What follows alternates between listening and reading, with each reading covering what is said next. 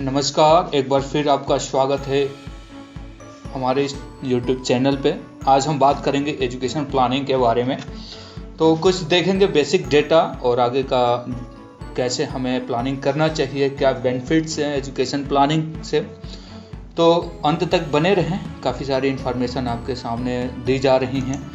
तो इसे चैनल को लाइक सब्सक्राइब करना न भूलें। तो चलिए आगे बढ़ते हैं, देखते हैं कि why education planning is very important for everyone, right.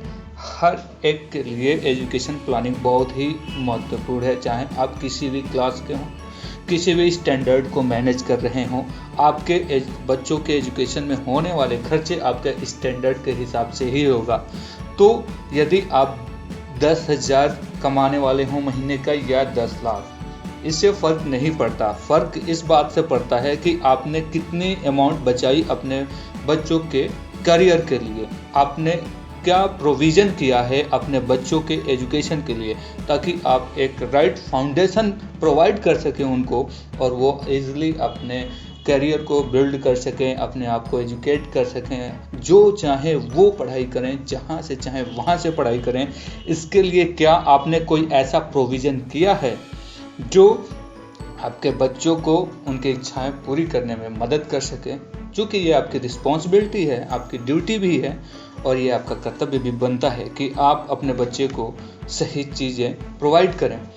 तो आज हम इसी एपिसोड में देखेंगे कि अभी हमारे करंट से क्या डेटाज करती हैं हमारे देश में एजुकेशन के ऊपर, और पिछले 2019 के कुछ रिकॉर्ड्स पे भी हम बात करेंगे जो क्या शो करते हैं। बात करेंगे कि आपको किस तरह से प्लानिंग करनी चाहिए। तो अंत तक बने रहें, चैनल को लाइक करें, सब्सक्राइब करें, अपने दोस्तों में शेयर करें। तो इसमें कुछ सामने आपको दिख रहा है, कुछ डेटाज आपको दिया गया है लेवल वाइज, यानी कि बिगिनिंग से लेकर एंड तक।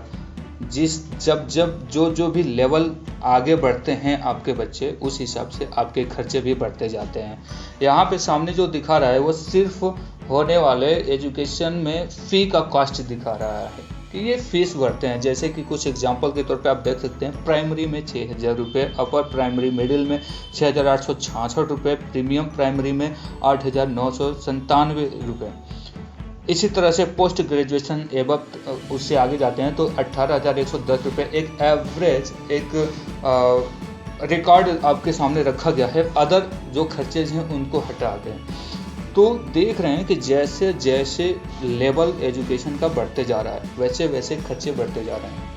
ठीक है कि आप इनकम जनरेट करें, मंथली बेस पे आपके जो खर्चे आ रहे हैं वैसे आप मैनेज करते जा रहे हैं, लेकिन अचानक से जब आपके बच्चे बड़े हो जाते हैं और हायर एजुकेशन के लिए रेडी हो जाते हैं, तब आप उनको कहाँ से उनके लिए एजुकेशन में होने वाले खर्चे को किस तरह से एफोर्ड करेंगे, उसका क्या प्रोविज़न आपने किया है, ये वेरी इम्पॉर्टेंट है। और यही चीज़ आज आपको इस वीडियोज़ में मिलने वाला है।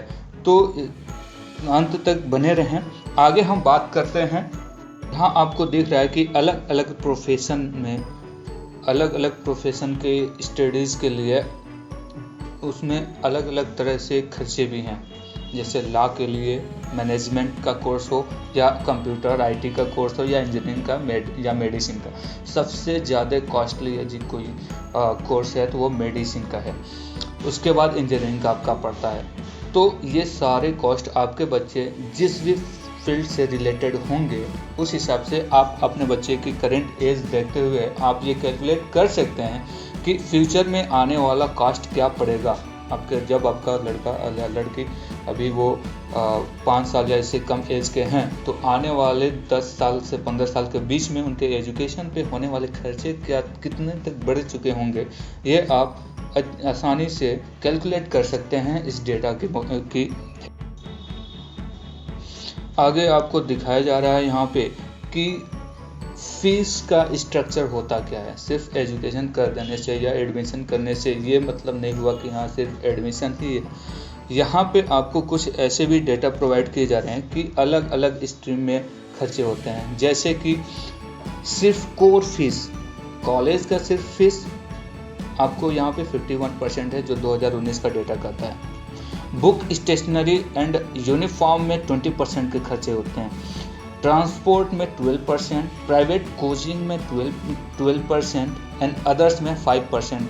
टोटल मिला के 100% जो कॉस्ट आपका बनता है वो इस कुछ बेसिक डिफरेंट रिक्वायरमेंट्स को फुलफिल करके। तो यदि आप सिर्फ ये सोच रहे हैं कि फीस इतना आएगी तो अदर पार्ट्स को भी ध्यान में रखें कि वो भी कितने कॉस्टली होते जाएंगे, क्योंकि यदि इन्फ्लेशन आप देखेंगे इतने सालों के बीच में तो सिर्फ फीस पे ही नहीं बढ़ेगा, ट्यूशन फीस यानी प्राइवेट कोचिंग के भी कॉस्ट बढ़ेंगे, ट्रांसपोर्ट भी बढ़ेगा, बुक स्टेशनरी में भी खर्चे बढ़ेंगे, अदर्स में भी बढ़ेंगे। तो फीस के साथ साथ ये सारे चीज़ भी सिमिल्टेनियसली बढ़ते जाते हैं। तो उन सबको ध्यान में रखते हुए ही आपको फाइनेंशियल प्लानिंग का प्रोविज़न करना चाहिए, जिसकी मदद से आप आगे चल के जो अपने बच्चों में होने वाले खर्चे हैं एजुकेशन में उसको आप अफोर्ड कर सकें। कि किस तरह के खर्चे आपको अफोर्ड करने होंगे, किस तरह से खर्चे आएंगे आगे। अब आपके पास एक ऑप्शन है, दो ऑप्शन यहाँ पे आपके पास मौजूद हैं, इसमें से कोई एक चूज करना है। आपके पास केवल दो ही ऑप्शन है, या तो आज आप प्लानिंग करें अपने बच्चों के फ्यूचर के लिए, या फिर जब वो 18 कंप्लीट कर रहे हों, जब वो हायर एजुकेशन में इन्वॉल्व होने जा रहे हों, तो उस समय कुछ मनी बोरो करें। तो ऑप्शन एक को चूज करें, आज सेविंग करें और इंटरेस्ट अर्न करें उस पर, या जब वो हायर एजुकेशन के लिए एलिजिबल हों उस समय लोन के तौर पे पैसे लें और उस पर इंटरेस्ट पे करें। ये दोनों ऑप्शन आपके पास मौजूद हैं। ये दोनों का डिसीजन लेने का अधिकार भी आप ही के पास है। तो जो आप चाहें वो आप कर सकते हैं, दोनों आपके पास मौजूद हैं। लेकिन देखने वाली बात यह है कि किस पार्ट में आप जाते हैं, किस ऑप्शन को आप चूज़ करते हैं, तो आपको फ़ायदा है, किस में आपको नुकसान है। सपोज दैट यदि आप ऑप्शन 2 को चूज़ करते हैं कि चलो कोई बात नहीं, जो कास्ट आएगा हम लोन लेकर और हम उसे पे करेंगे और हम अपने बच्चों को पढ़ाई कराएंगे। तो यहाँ पे गौर करिए, आप क्या करने जा रहे हैं, आप लिएबिलिटी में इन्वॉल्व होने जा रहे हैं। यदि आप लोन लेते हैं तो लोन पे आपको इंटरेस्ट भी पे करने पड़ेंगे, आपके ऊपर रिस्क फैक्टर तो रहेगा ही रहेगा लाइफ का।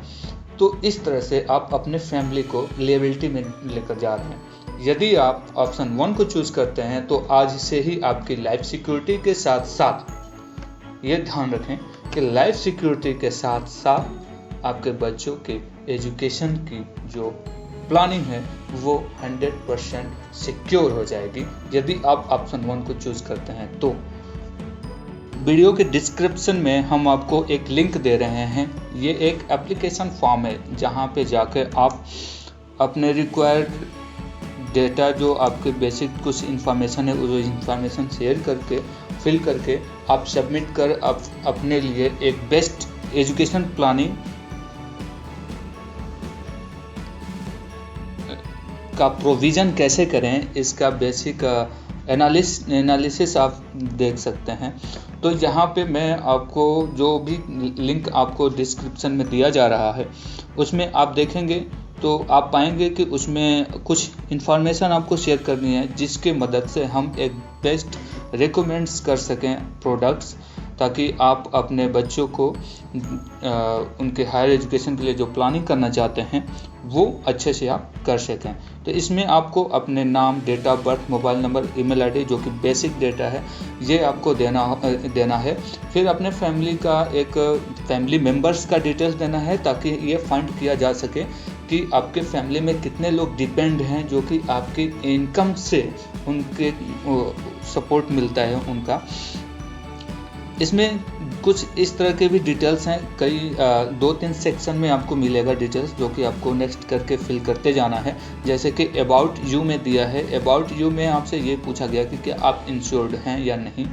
उसके बाद आपका मंथली एक्सपेंसेस, आपके फैमिली में जो भी इनकम होते हैं उसमें कितने खर्चे महीने में हो जाते हैं, आपके एनुअल इनकम क्या है, क्या आप ऑलरेडी कोई प्रोविज़न कर चुके हैं किसी इन्वेस्टमेंट में या इंश्योरेंस में, कहीं कोई ऐसा अपना इन्वेस्टमेंट करते हैं, वो प्रोविज़न कोई कर चुके हैं, तो उसके बारे में आपको इन्फॉर्मेशन देना है, जिससे हम एक अच्छे बेहतर तरीके से आपके लिए एनालिसिस कर सकें।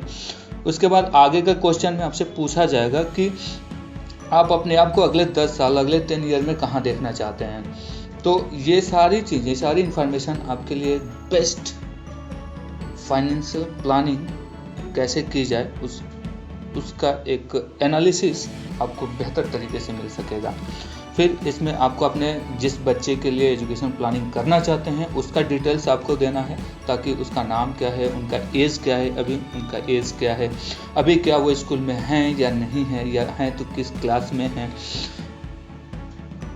ये डिटेल्स आपको देनी है ताकि और बेहतरी से एनालिसिस किया जा सके। तो ये इसमें फिल करना है कि आप कब रिटर्न लेना चाहते हैं।